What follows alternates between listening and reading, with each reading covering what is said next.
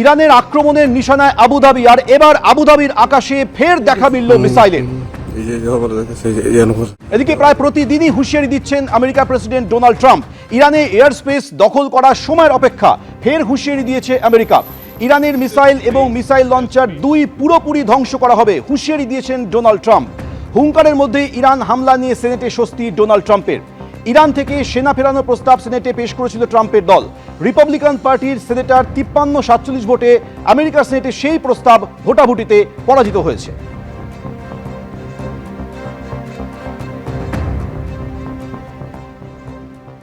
যেহেতু উনি সিনেটের স্বস্তিটা পেয়েছেন, সিনেটের অনুমতি পেয়েছেন, এখন উনি অনুমতি ছাড়াই কাজ করতে ভালোবাসেন মিস্টার আমাদের ডোনাল্ড ট্রাম্প। এখন যখন অনুমতি পেয়ে গেছে ওনার, যা সাধারণত দেখা যায়, তাই স্বেচ্ছাচারিতা আরো তীব্রতর হয় এবং যে আক্রমণের ধাঁচ যে আরো বাড়াবে কোনো সন্দেহ নেই। সুতরাং আগামী দিনে আরো ভয়ঙ্কর একটা পরিস্থিতি হয়তো অপেক্ষা করে বসে আছে।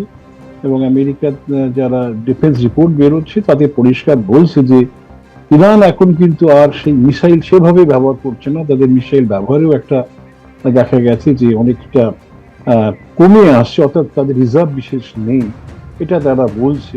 অর্থাৎ আমেরিকা মোটামুটি মনে করছে যুদ্ধ প্রায় জিতে গেছি, এই একটা মনোভাব এসে গেছে। এখন তো সিনেট যখন অনুমতি দিয়েছে যা খুশি করা যাবে, এই একটা মনোভাব নিয়ে কিন্তু আগামী যতদিন যুদ্ধ হয় ততদিন কিন্তু ডোনাল্ড ট্রাম্প সেভাবেই চলবেন।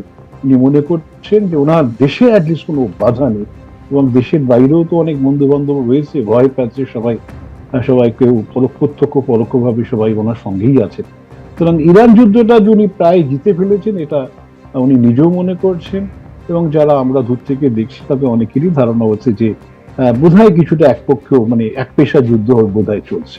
ইতিমধ্যেই যুদ্ধ পরিস্থিতি নিয়ে উদ্বেগ প্রকাশ করেছে ভারত, আর এবার বার্তা দিলেন প্রধানমন্ত্রী। সেনা পাঠিয়ে সমস্যার সমাধান সম্ভব নয়, কার্যত যুদ্ধের বিরুদ্ধে বার্তা দিয়েছেন নরেন্দ্র মোদী। একটা সংকটের মধ্য দিয়ে যাচ্ছে সারা বিশ্ব, ইউক্রেন থেকে মধ্যপ্রাচ্য, বিশ্বের অনেক জায়গায় যুদ্ধের পরিস্থিতি। আমরা আলোচনা এবং কূটনীতির মাধ্যমে সমস্যার সমাধানের পক্ষে। শুধুমাত্র সেনা পাঠিয়ে সমস্যার সমাধান সম্ভব নয়। ইউক্রেন হোক বা পশ্চিম এশিয়া, আমরা সর্বত্র শান্তির প্রচেষ্টা চালিয়ে যাব। পশ্চিম এশিয়ায় যুদ্ধ পরিস্থিতিতে বার্তা দিয়েছেন প্রধানমন্ত্রী। आज विश्व एक अस्थिरता और अनिश्चितता के दौर से गुजर रहा है।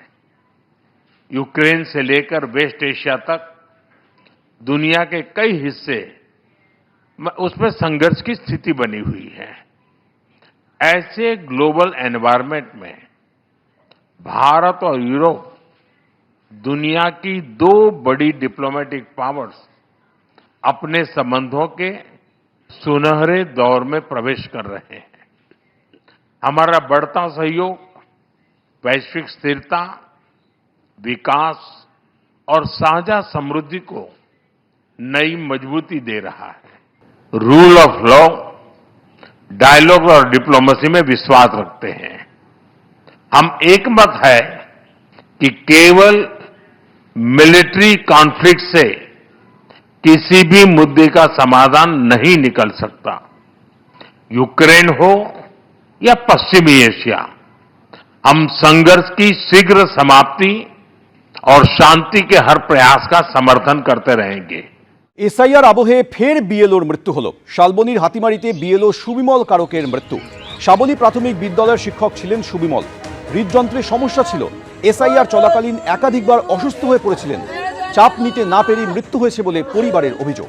মানসিক চাপ তো ভীষণ, পুরোটাই মানসিক চাপ, আর কিছু নয়। মানসিক চাপ, শরীর অসুস্থতা দুটোই, মানসিক চাপটা একটু বেশি লাগে।